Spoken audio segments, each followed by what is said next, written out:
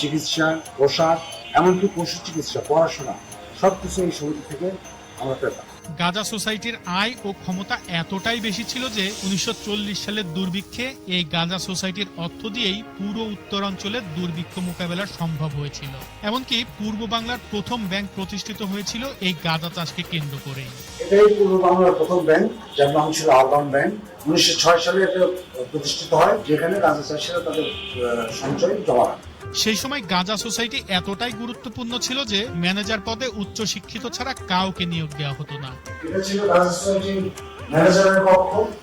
British আমলে degree pass ছাড়া কোনো ম্যানেজার নিয়োগ করা হতো না। এখানে বসে ম্যানেজার সম্পূর্ণ কার্যক্রম পরিচালনা করতেন। এই ম্যানেজারের আসবাবপত্র।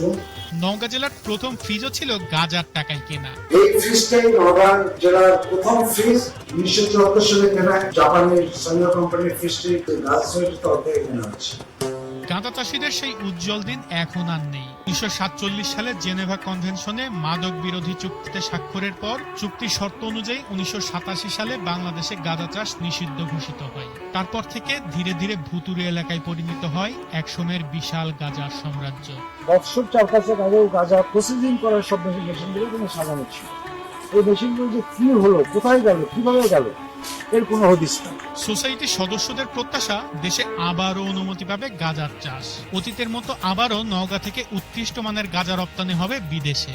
গাঁজা নওগাঁর একটা ঐতিহ্য, গাঁজা নওগাঁর একটা সম্পদ, গাঁজা বাংলাদেশের একটা সম্পদ।